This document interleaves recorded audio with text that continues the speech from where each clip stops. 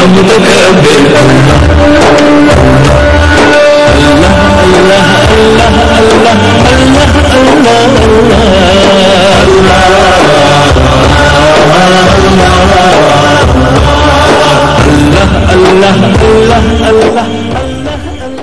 الله من الشيطان الرجيم. بسم الله الرحمن الرحيم. الصلاة والسلام على أشرف المرسلين سيدنا ومولانا محمد وعلى آله وصحبه ومن تبعهم بإحسان إلى يوم الدين. رب اشرح لي صدري ويسر لي أمري واحلل عقدة من لساني يفقه قولي. اللهم لا سهل إلا ما جعلته سهلا وأنت تجعل الحزن إذا شئت سهلا. فعلمنا ما جهلنا وذكرنا ما نسينا وزدنا علما. ثم أما بعد، السلام عليكم ورحمة الله وبركاته.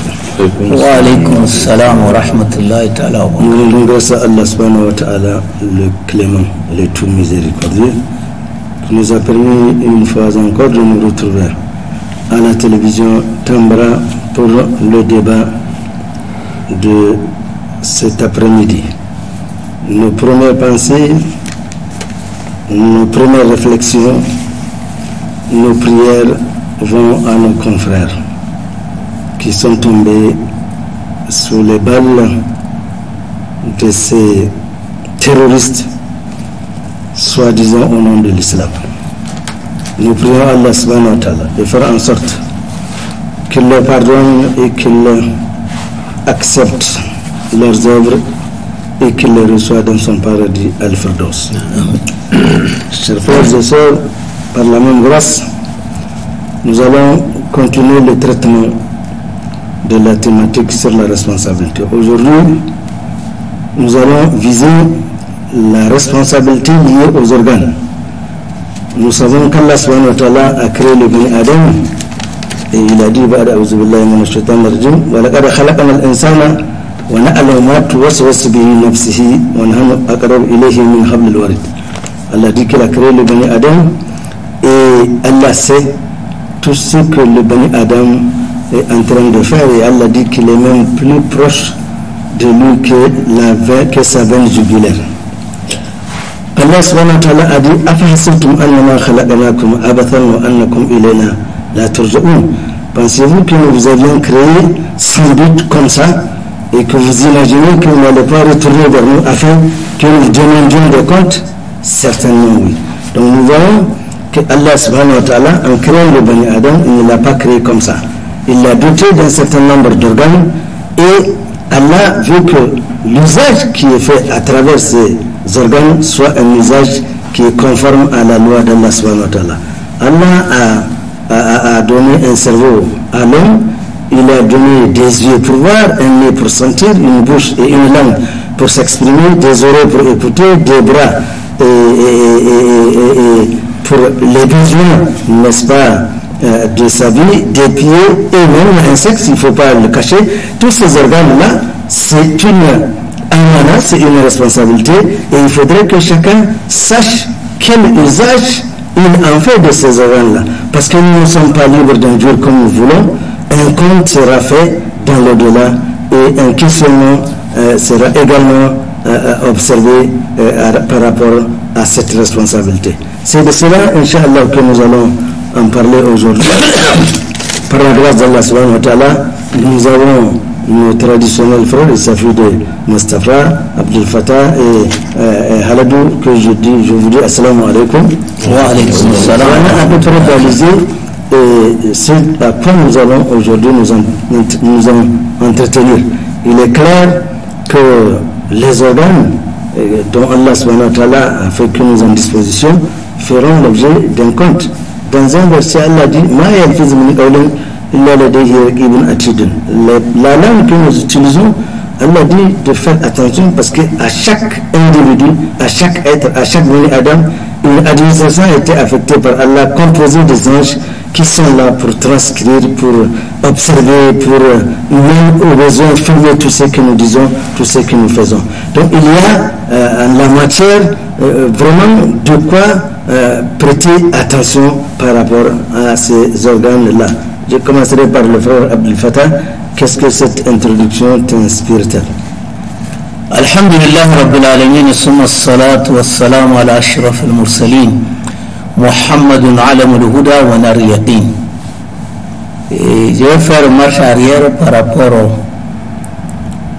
au villageois qui est venu demander auprès du messager sallallahu alayhi wa sallam quelle est la chose la plus facile dans cette religion et quelle est la chose la plus difficile. Le messager lui a dit sallallahu alayhi wa sallam, la chose la plus facile c'est de dire je suis musulman. Et le plus difficile, maintenant le messager dit sallallahu alayhi wa sallam, c'est la pratique. Il est très facile de dire la ilaha illallah. Tout à fait. Tout à fait. Mais comment confirmer la ilaha illallah dans les propos et dans les pratiques? Et si l'on se réfère à la prière, qui est la note éliminatoire dans les actes cultuels. Tout à fait. Tout à fait. Le prophète nous a dit, sallallahu alayhi wa sallam, puisque pour juger un homme, la morale islamique nous dit qu'il faut d'abord voir sa langue. Pour juger un homme, ça dépend de la droiture de sa langue et de son comportement dans la prière. À partir de là, est-ce qu'on arrive à s'assumer? Est-ce qu'on ne ment pas? Mentir aujourd'hui, c'est très facile pour les gens. Et la prière qui justifie réellement qu'on est musulman, dont le prophète nous a dit, sallallahu alayhi wa sallam, ou bien d'abord, le Coran nous dit que la turpitude évite tout ce qui est. Et la prière évite. Que la prière évite les turpitudes et les blâmables. Mais la prière, elle est exécutée comment? Aujourd'hui, vous allez voir beaucoup de gens. Comment est-ce qu'ils exécutent la prière? Ils ne respectent pas d'abord. Depuis la douche, beaucoup ont échoué. Aux ablutions, on n'en parle pas. On vient à la prière. Les gens ne savent pas les piliers de la prière. On fait assalamu alaikum, on s'en va. Ou on est derrière l'imam. On ne doit pas exécuter l'acte avant l'imam. On ne doit pas faire simultanément avec l'imam, sinon la prière elle est caduque. Donc, si on était sérieux dans la prière, on n'allait pas vivre tout ce que nous sommes en train de vivre. Et voyez nos comportements, que ce soit dans la circulation, que ce soit au bureau, que ce soit à la maison et vice versa. Et voyez encore, quand la prière est acceptée de l'homme, il y a des signes. D'abord, il y a un monsieur qui commet des turpitudes, mais il va à la prière. Le messager a dit, sallallahu alayhi wa sallam, si toutefois il est régulier à la prière, là, il va abandonner. Avec le verset qu'on a lu tout à l'heure, quand la prière est bien faite, il n'y a pas de turpitude, on est modélé, on est façonné. Maintenant, le second signe, on doit avoir un cœur compatissant. Le Coran l'a dit. Muhammad Rasulullah. Walladhina amanu ma'ahu ashidda'u 'ala al-kuffar ruhama'u bainahum. Aujourd'hui, où est ce rahma-là entre nous? Socialement. Regardez d'abord dans le comportement, que ce soit au bureau, que ce soit dans la famille, dans la rue. Comment toi, un chef de famille, tu vas garder enfants, femmes à la maison sans donner les frais de condiment? Où est la pitié? Le verset dit que le prophète et ses compagnons ils sont compatissants entre eux, mais durs envers les mécréants. Mais nous, c'est tout à fait le contraire. Donc, c'est la prière. Beaucoup parmi nous, on n'apprend pas comment il faut prier.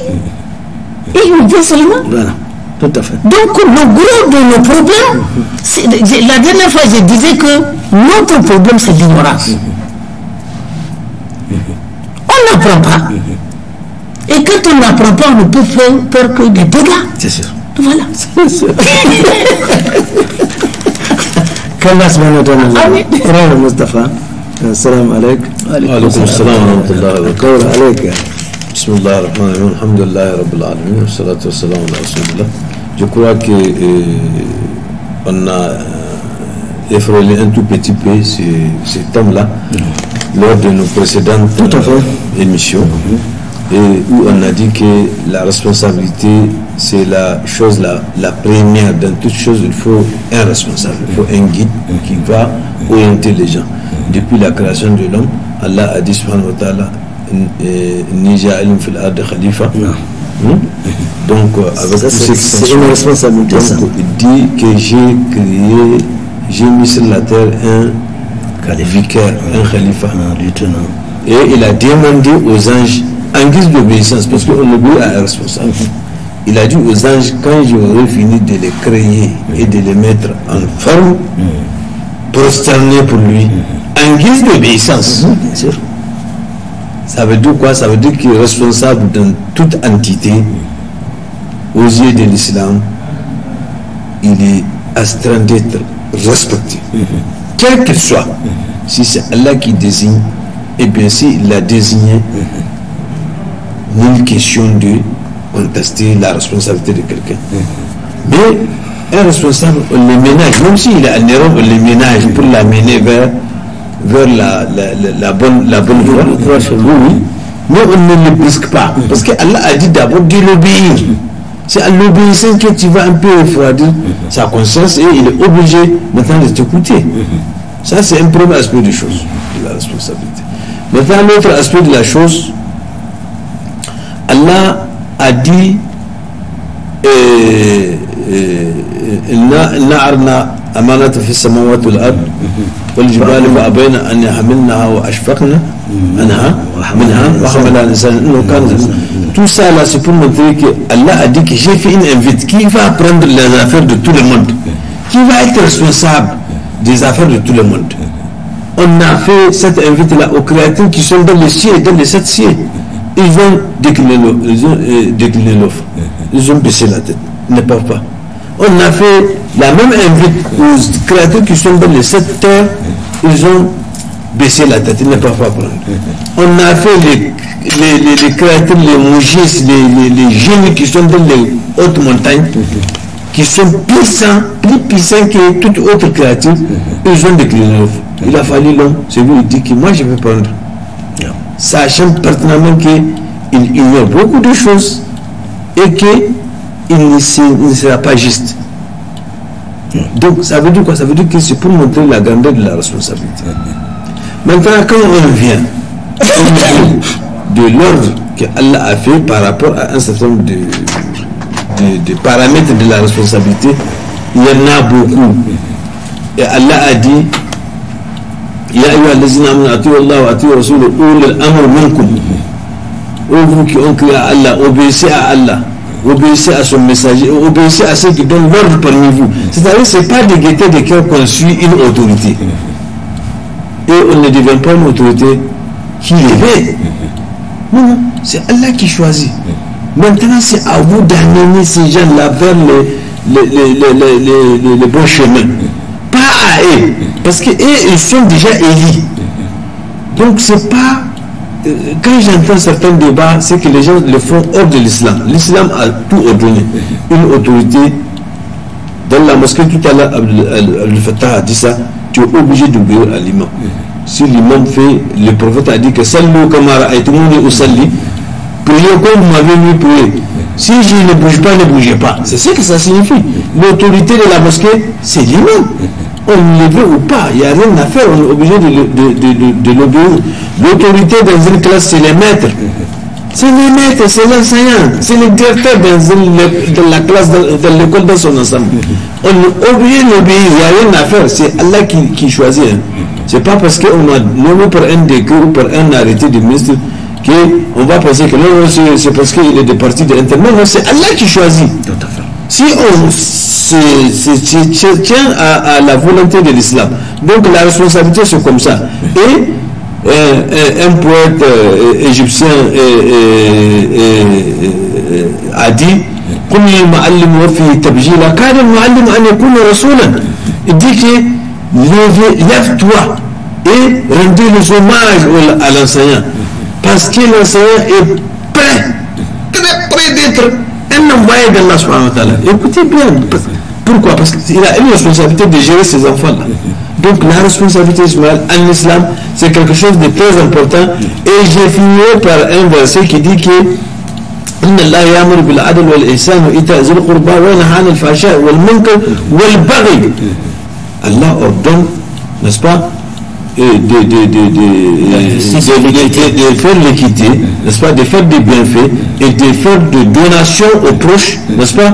Et il a interdit maintenant al-fahsha, la turpitude, wal-munkar et les blâmables, tout acte blâmable. Et il a interdit la rébellion contre l'autorité. On ne se rébelle pas contre une autorité comme ça.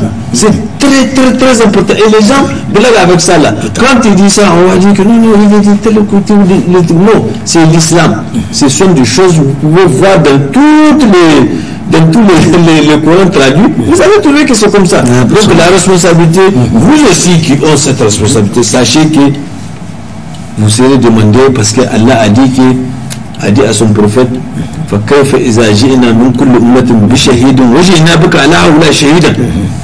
Comment tu dis, comment tu vas le jour où on va amener à chaque communauté un témoin qui va témoigner de la bonne conduite qu'ils ont fait ou la mauvaise conduite, et qu'on va t'amener toi Mohamed devant la Oumma, nous les musulmans, pour dire que tu peux témoigner qu'ils ont bien fait ce que j'ai dit, ou bien tu peux infirmer. Donc imagine bien, on met le prophète et tous les autres prophètes à l'épreuve. Masha'Allah. Qu'est-ce que tu as ajouté en termes d'introduction? أعوذ بالله من الشيطان الرجيم بسم الله الرحمن الرحيم صلى الله على النبي الكريم رب اشرح لي صدري ويسر لي أمري واحلل عقدة من لساني يفقهوا قولي. Il y a quelque chose de très important, deux choses très importantes qui ont retenu mon attention de ce qu'il vient de dire. C'est que la première, c'est le fait que malgré compris avec 20, 10, 30 et 40 ans de prière, beaucoup reste à faire. C'est grave. Hier, j'ai rencontré quelqu'un que je n'ai jamais vu de ma vie. À la première rencontre, dans la première minute, il m'a dit: il y a quelque chose qui m'étonne. Dans notre pays, et si on n'était pas musulman, comment est-ce qu'on va se comporter? Donc ça a retenu mon attention. La seconde chose, c'est pour un peu nous interpeller, à commencer toujours par le commencement. Il y a effectivement une question de savoir. Donc quand il n'y a pas de savoir en islam, il n'y a pas de pratique. Et la seconde chose donc évoquée, c'est le respect de la direction. Cela est très important. Et c'est ça qui fait qu'aujourd'hui, la deuxième chose aussi que j'ai entendue, on dit qu'on ne sait même pas aujourd'hui notre Qibla, en dehors de l'Est où on prie, quoi. On a l'impression que la société, la communauté n'a pas de Al-Qibla. Ça aussi, c'est quelqu'un qui l'a dit. Et c'est juste après la prière du Maghrib. Alors, et l'exemple qu'il a donné, c'est que même quand vous voulez construire, quand vous voulez faire des biens, les gens préfèrent saboter. Il faut laisser la chose telle qu'elle est. Donc, c'est ce qui a fait que, c'est ce qui constitue, moi, en personne, mon introduction. Et c'est pourquoi, l'un dans l'autre, on parle de responsabilité de l'individu dans son individualité. Moi, vous pris individuellement, la responsabilité qui pose sur chacun. Et si on regarde dans le domaine du savoir, de chaque côté, beaucoup reste à faire. Oui. Mais je m'en vais toujours donner l'exemple de l'école aujourd'hui telle qu'elle se présente. On dit que les enfants ne veulent pas étudier. Ils sont distraits. Ils n'écoutent pas les conseils. Ils sont désobéissants. Alors, mais ce qu'il y a une chaîne d'effets à la cause, ce que je me dis. L'enfant qui n'est pas bien maîtrisé chez lui, on n'a pas travaillé, on n'a pas lutté. Et ça incombe à qui? Et ça incombe à qui? Et comment est-ce qu'il va écouter madame à la maternelle? Comment est-ce qu'il va suivre monsieur au CI? Ça veut dire si en amont il n'y a pas une préparation. S'il n'y a pas une préparation. Mais on a l'impression que tout repose sur l'État. Et l'État ne peut pas tout faire, c'est très clair. Mais l'État ne va pas nommer un agent pour venir à ma place, à votre place.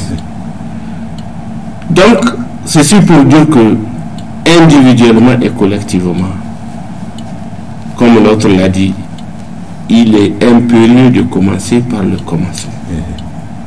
Le monde évolue, le monde vit, on vit sur l'exportation. Le monde brille, il y a des progrès de toutes sortes, mais nous on assiste au recul. Il faut par conséquent qu'on prenne du recul, qu'on retourne vers la recherche du savoir, qu'on accorde trop d'importance à la recherche du savoir. Ça c'est une première responsabilité. Parce que en islam, il n'y a pas d'entreprise avant de savoir. Mais aujourd'hui, si on fait le bilan, pour ne pas dire négatif, mais pas dire meilleur, c'est parce qu'effectivement, d'un point de vue savoir, beaucoup reste à faire. Comme le frère l'a dit d'ailleurs. Comme le frère l'a dit, une année, j'ai vu un Européen qui est venu ici, il a vu une motocross dégradée. Il n'y a même pas les pneus. Dégradé, c'est exposé comme ça pour montrer que c'est un garage. Cet Européen a fait tout. Il a payé sa cher. Si j'ai bonne mémoire, c'est environ 700 000 ou 900 000. Ici, ça ne sert à rien carrément, parce qu'il n'y a même pas de mobile. Même la pièce, on ne peut pas exploiter pour mettre ailleurs. Tout simplement pourquoi? Parce qu'il s'est dit que lui, il est agronome. Son travail, il est ingénieur, c'est d'aller sur le terrain. Donc il va aller sur la montagne, il va aller dans la boue avec ça. Mais est-ce que nous-mêmes le savoir acquis, est-ce qu'on le met en pratique? Donc, ceci pour dire que tout simplement, il faut qu'on commence, qu'on recommence. Par le commencement, c'est à ce niveau que se soutient le problème. Mais aujourd'hui, on parle de mobilisation autour de nos chefs, ce qui est un devoir, comme Moustapha vient de le dire. À partir du moment où on est convaincu de la toute-puissance divine, ce n'est pas de la politique, ce n'est pas soutenir X ou Y. Quand quelqu'un occupe un poste pour un temps bien donné, ça veut dire que ça ne peut jamais se produire sans la volonté d'Allah subhanahu wa ta'ala. Il faut que ça soit accepté comme tel et qu'on regarde dans la même direction. Mais alors, aujourd'hui, on parle de mobilisation, il y a une situation malencontreuse. Et Dieu merci, il y a des réactions à tous les niveaux, c'est important. L'un dans l'autre, il ne suffit pas de s'attrouper. C'est important de venir prier, c'est important d'organiser des manifestations. Mais il faut qu'on mise sur la recherche du savoir. Parce qu'il ne faut pas qu'on vienne juste apposer à un meeting, à des prières comme des bulletins ou bien un casier d'œufs. Les œufs sont juste apposés, mais personne ne sait pourquoi il est là. N'est-ce pas? On crie, on peut dire Allahu Akbar, ou bien on peut crier, dire Abba, mais il n'y a pas d'effet partagé dans le cœur et dans l'esprit. Tout à fait. C'est pourquoi il faut chercher le savoir, et il y a beaucoup à reconstruire d'un point de vue éducatif, d'un point de vue formation.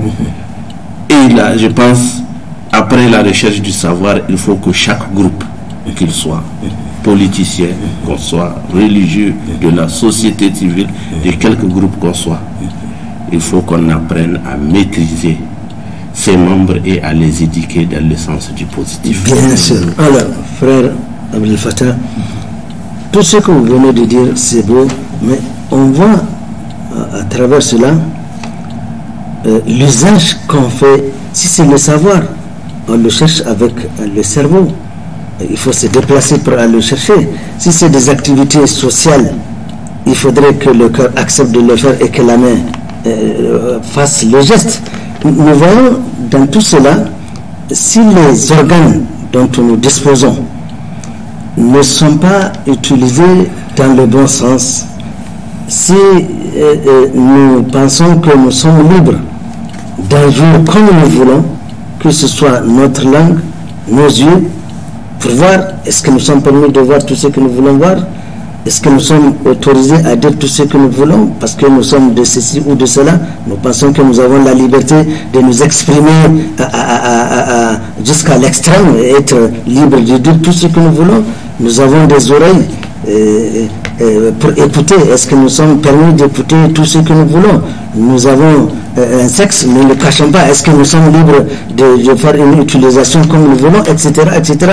Nous voyons l'importance d'abord des organes et il faudrait qu'on sache que ces organes-là, si Allah nous les a attribués, c'est pour que nous fassions un très bon usage. Eh bien, dans l'au-delà, le Coran nous apprend que ces organes-là viendront témoigner de ce que nous avons utilisé pour faire de ces organes-là. Il est donc important de faire attention aux organes et de faire en sorte que l'usage qu'on fait soit conforme à ce que Allah subhanahu wa ta'ala aime et agrée. Oui, alhamdulillah rabbil alamin. Cela nous ramène d'abord, il faut que l'homme sache que dans tout ce qu'il fait et qu'il doit faire, il doit primo chercher la satisfaction de Dieu afin de tirer profit de ses actes. Et quel que soit l'acte, si c'est un fonctionnaire, il peut chercher la si c'est n'importe quoi, boire de l'eau, marcher, s'habiller, tout ça là, il faut chercher la satisfaction de Dieu. Et ce qui nous ramène à savoir que on fait telle chose là sur quelle intention? La purification de l'intention. Si l'on revient vers Ibn Mas'ud, qui nous a défini l'intention, il dit la qawlan illa bi'amalin. Parler seulement ne suffit pas. Il faut passer à l'acte. La qawlan illa bi'amalin. Et il dit la qawlan wa la amalin illa binniya. Quand vous parlez, vous passez à l'acte, les deux aussi ne suffisent pas. Il faut qu'il y ait une intention. J'ai fait pour qui m'a ordonné de faire, et en faisant je cherche la satisfaction de qui. Et c'est les trois actes là qui définissent l'intention, et c'est les trois actes là qui veut dire la ilaha illallah. Dieu ordonne, on fait parce que Dieu nous a ordonné de faire. On fait pour mériter la satisfaction de Dieu. Et on fait conformément à la pratique du messager sallallahu alayhi wa sallam qui est venu. Condition de validité. Condition de validité. Voilà. Pour que tout ce que nous faisons aujourd'hui soit accepté par Dieu, il faut que ça respecte ces conditions-là. Mais est-ce que réellement c'est comme ça? Non. Est-ce que nous faisons ce qu'Allah... Est-ce qu'on est... Voilà. on a exécuté l'ordre de Dieu dans tout ce que nous faisons. Et en exécutant ces ordres-là, on cherche la satisfaction de Dieu. Et est-ce que les actes exécutés, on les a exécutés tels que le prophète sallallahu alayhi wa sallam nous a dit, conformément à son enseignement? Voilà là où se trouve le problème. C'est pour ça que ça ne marche pas. Donc, la qawli wa la amali illa binniya. Même les trois là aussi ne suffisent pas. Il faut qu'il y ait illa bi ittifaq sunnah. Condition de validité. Voilà. Nos problèmes que nous vivons toujours, c'est ça là. Une fois qu'on ne respecte pas, c'est pour ça que j'ai dit que nos problèmes, vraiment, c'est de l'ignorance. On pratique sans apprendre. Une fois, c'était en 94, on était dans une mosquée. Un jeune homme seulement a dit Agyara Sanfou, Agyara Sanfou. Seulement, un monsieur l'a giflé. Tu es venu nous apprendre à faire la prière? Ouais. 9 fois j'ai été à la Mecque. Voilà, exactement. Alors que le messager sallallahu alayhi wa sallam, avant de diriger la prière, il fait face aux fidèles. Organisez-vous. Organisez-vous. C'est tout ce que le jeune homme a dit. Paf, il a giflé. Qu'est-ce qu'il a dit de mal? Qu'est-ce qu'il a dit de mal? Voilà. Mais si on ne sait pas, on estime que c'est... Voilà notre problème. On n'apprend pas et on refuse aussi qu'on nous dise que voilà, l'acte que vous avez posé, c'est pas ça. Quelle que soit votre pédagogie, quelle que soit votre sagesse, les gens ne veulent pas qu'on leur parle. Aujourd'hui, avec l'avènement de ces appareils, il y a des gens qui veulent que vous les enseigniez par WhatsApp. Ah bon? Oui. Ah bon? Par WhatsApp. Mais comment on est venu dans ce monde-là? Pourquoi? Quelle est la mission? Pourquoi on est sur terre? Il y a Abdoun. Et aujourd'hui, cette mission-là, beaucoup parmi nous, ce n'est pas notre problème. Raison pour laquelle on a été créé, les gens disent qu'ils n'ont pas le temps. Ou les gens, ils ne savent pas ce qu'ils vont faire. Mais quel compte ils vont rendre à leur Seigneur demain? Notre problème, c'est aller apprendre. Il faut savoir pourquoi on est là. Et quand on va quitter ici, là, il y a deux maisons. C'est le paradis ou l'enfer. Il n'y a pas un troisième site. Et il faut un dossier bien ficelé pour mériter le paradis. Tout à fait. Et il faut un dossier bien ficelé pour aller en enfer. Il n'y a pas d'injustice. Mais il n'y a pas d'injustice. Si on se trouve au paradis, on bénéficie de la rahma à cause de ce tout, voilà. Si on va en enfer, si on va de l'autre côté aussi, c'est justifié. Tout à fait. Et l'un dans l'autre, si la Nia est ratée, c'est une perte de temps. Tout est foutu. Parce que Abu Huraira anhu, un jour quelqu'un est venu le trouver, il lui a dit, dis-moi une fois ce que tu as une fois entendu du prophète Mohammed sallallahu alayhi wa sallam. Abu Huraira s'est rappelé d'une parole forte. C'est quoi? Effectivement, c'est l'échec qu'un fidèle peut subir le jour du jugement dernier pour avoir raté la Nia. Ça a fait qu'il est tombé en cercle. On l'a agité, il a retrouvé ses sens. Il a dit, je vais te dire cette parole. Et je l'ai bien retenue. Une seule parole lui a demandé. Donc, le degré, la tonalité de ce sentiment a fait qu'il est encore tombé. Il a dit, je vais te dire cette parole. Et c'est ici même où nous sommes que le prophète Mohammed sallallahu alayhi wa sallam a dit cette parole. Il a dit, le jour du jugement dernier, Allah va faire venir 3 catégories de personnes. Le savant, celui qui fait des efforts, les richards, tour à tour, Allah subhanahu wa ta'ala va leur demander, qu'est-ce que tu as fait pour ma religion? Chacun va répondre, voilà ce que je fais, voilà ce que je fais, voilà ce que je fais.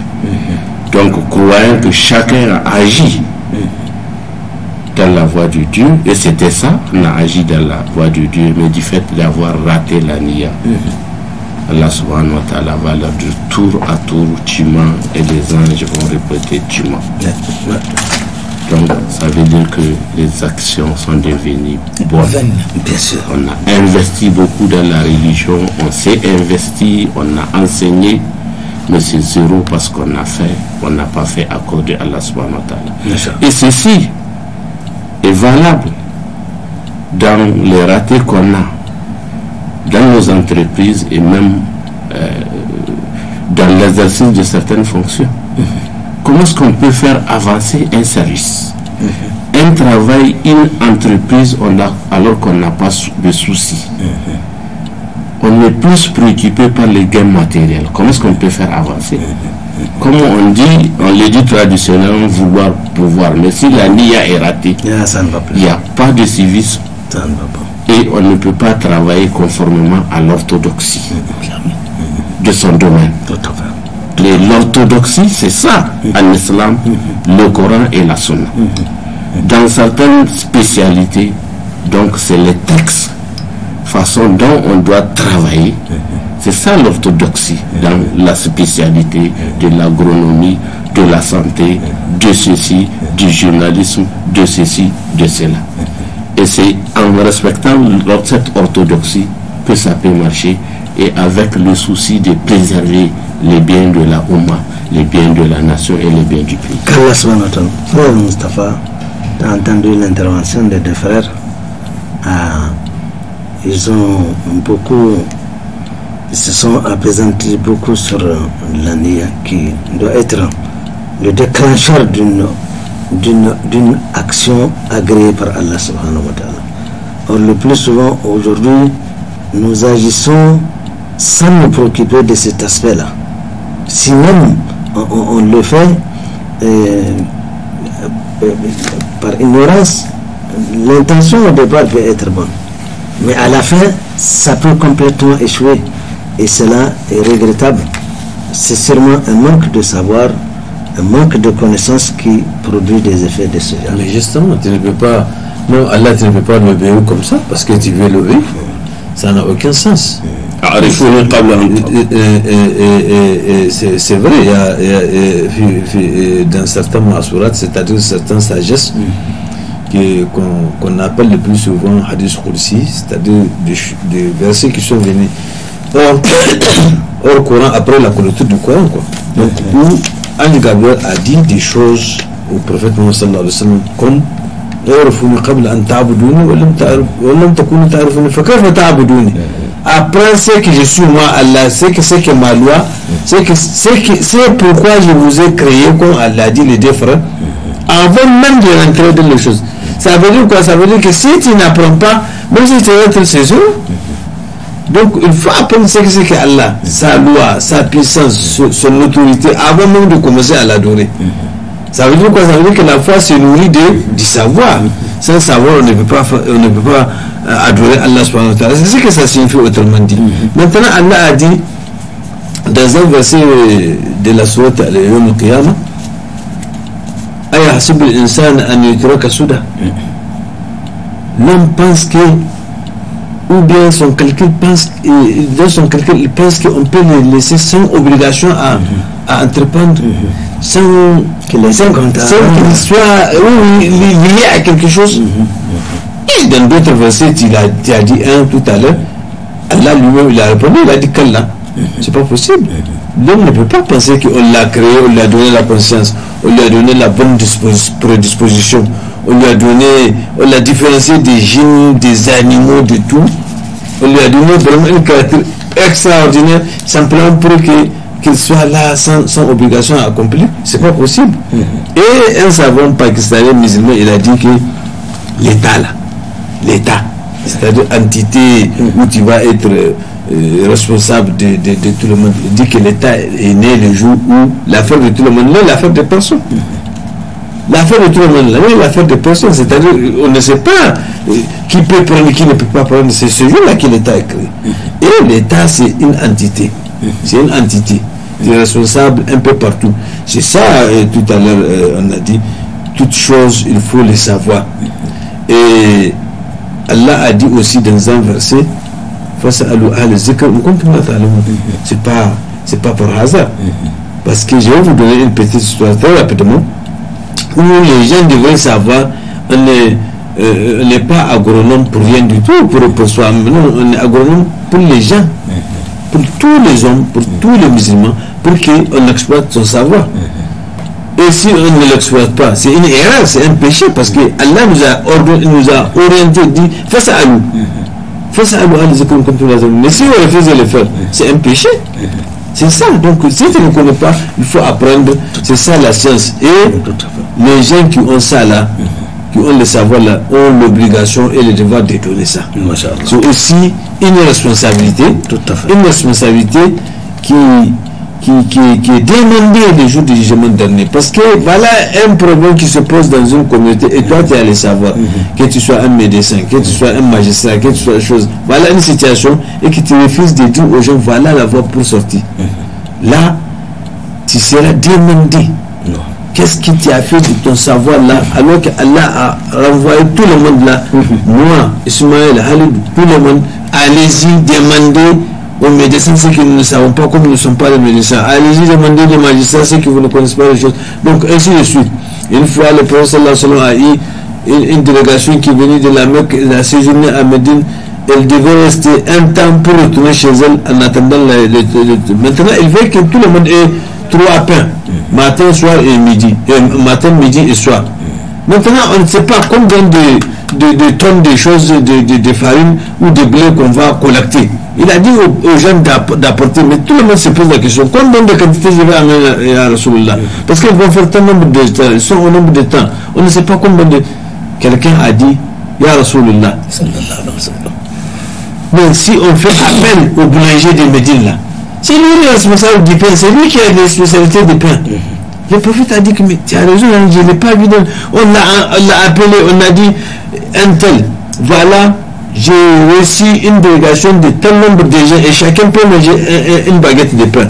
Je voudrais que le nombre de jours qu'ils vont faire, les jours temps, n'est-ce pas, que chacun ait ces 3 pains là, chaque jour jusqu'à ce qu'il quitte. Combien de temps on va jouer? Il a dit que tout le monde peut manger notre pain là, dit oui. Il a fait son calcul, il dit collectez-moi tel nombre, telle quantité de blé. On l'a fait. Mais la première expérience qu'il a fait, il a fait sa pâte, il a bien ordonné les choses là. Mais on a dit que chacun a eu 3 pains et même si un morceau de ces pâtes là n'est pas resté, il est rentré là-dedans et chacun a eu 3 pains. Mais le prophète était impressionné. Il a appelé celui qui a, même pas les boulangers, il a appelé celui qui a fait la proposition. Il dit mais où est-ce que tu as eu cette idée géniale que tout le monde n'a pas eu ici, Abu Bakr, Omar, Ali, tout le monde n'a pas eu ici. Les ulama, les gens qui sont proches du prophète n'ont pas eu cette idée. Où est-ce que tu as ramassé cette idée-là? Il dit, Rasulullah, pour ta voix. Il dit, pour ma voix. Il dit, oui, c'est pas pour ta voix que j'ai appris le verset qui dit, face à demandez ceux qui savent ce que vous ne savez pas. Il est à zikr dans son peuple. Toi, tu es à zikr dans ta mosquée là-bas. Lui, il est à zikr là-bas dans sa direction. L'autre, il est dans son entreprise, ainsi de suite, ainsi de suite. Il ne reste que 10 minutes. Frère Abdel Fattah. Vous voyez, quand Allah subhanahu wa ta'ala nous a demandé de l'adorer, il ne nous a pas laissé comme ça. Il nous a donné un modèle. Tel que aujourd'hui vous partez chez un tailleur avec votre tissu.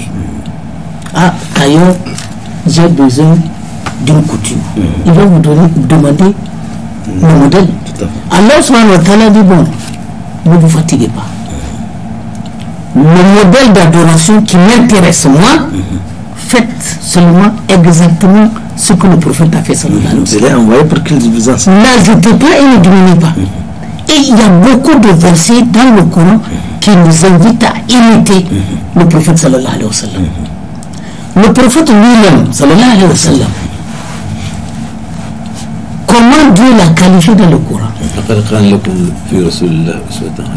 Là c'est pour nous demander de l'imiter. Pour l'élever, pour montrer qui il est.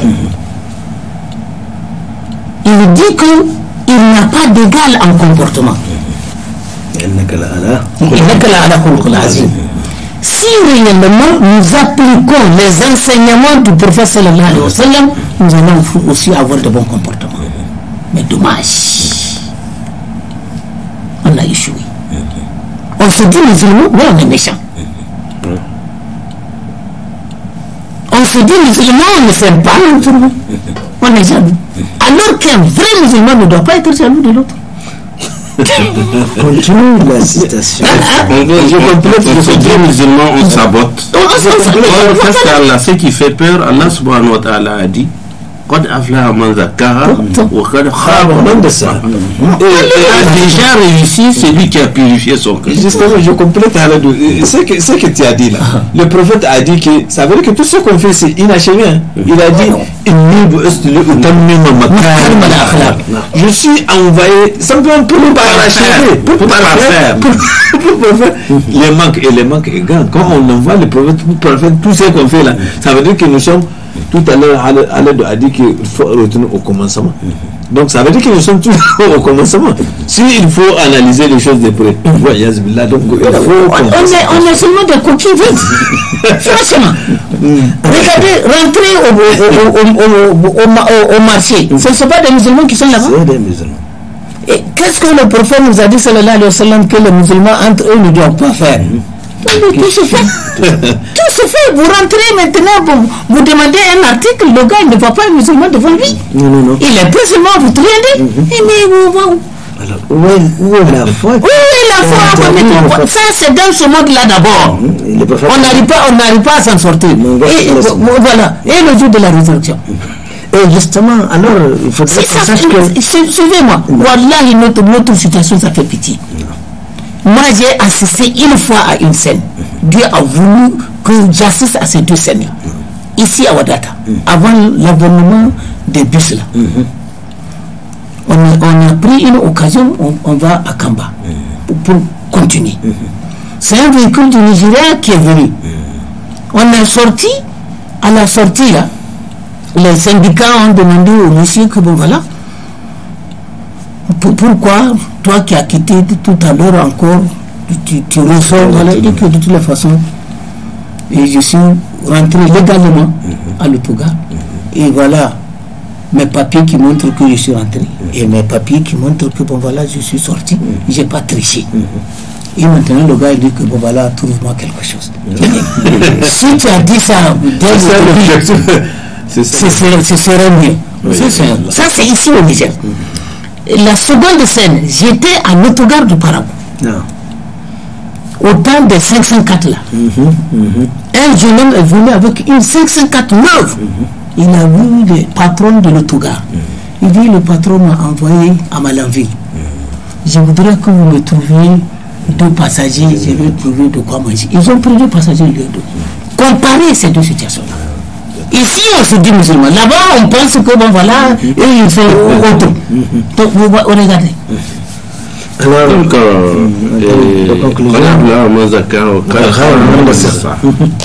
Allah subhanahu wa ta'ala a dit heureux qui a purifié son âme et quoi malheur à celui qui la corrompt. C'est vraiment à cela qu'on assiste et que Allah vraiment nous assiste, Qu'il nous vienne en aide. Parce que ce qui fait peur, moi je ne peux pas compter tout de suite le nombre de personnes qui m'ont dit que eux maintenant ils ne vont plus avec quelqu'un, ils n'entreprennent plus rien avec qui que ce soit. Parce que quand tu entreprends, soit on te trahit, soit on te triante, ou on sabote. En tout cas, on te met les bâtons dans les roues. Mais ça, est-ce que c'est digne d'une communauté musulmane? Bien sûr que non. Et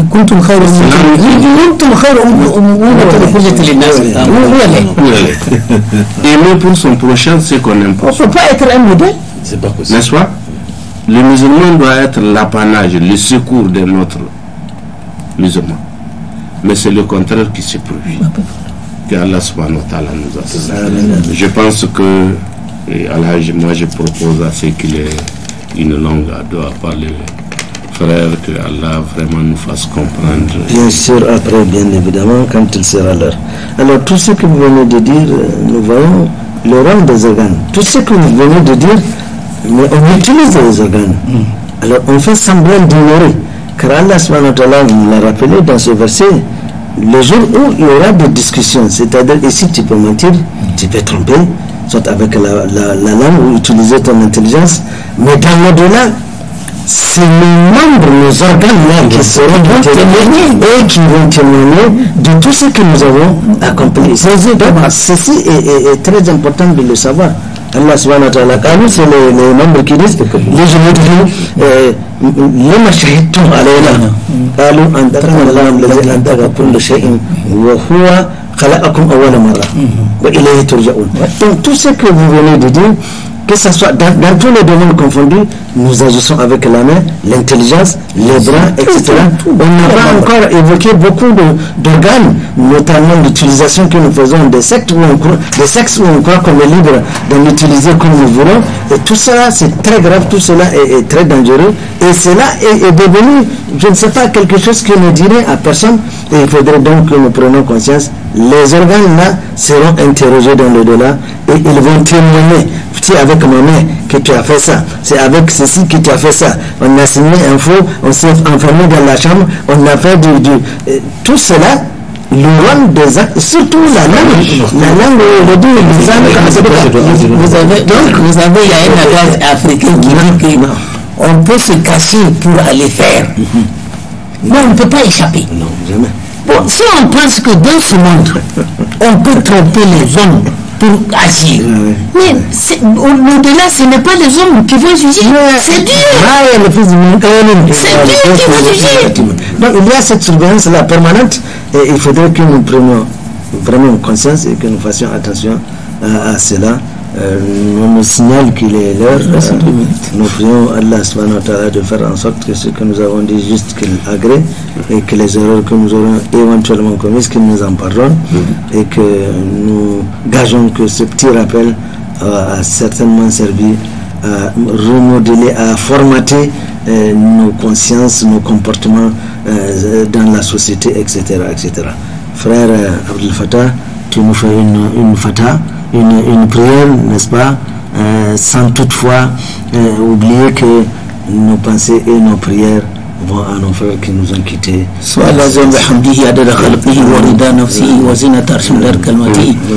اللهم صل على محمد وعلى ال محمد كما صليت على ابراهيم وعلى ال ابراهيم وبارك على محمد وعلى ال محمد كما باركت على ابراهيم وعلى ال ابراهيم في العالمين انك حميد مجيد. اللهم اعز الاسلام والمسلمين واذل الشرك والمشركين ودمر اعداءك اعداء الدين وانصر المجاهدين في سبيلك في كل مكان.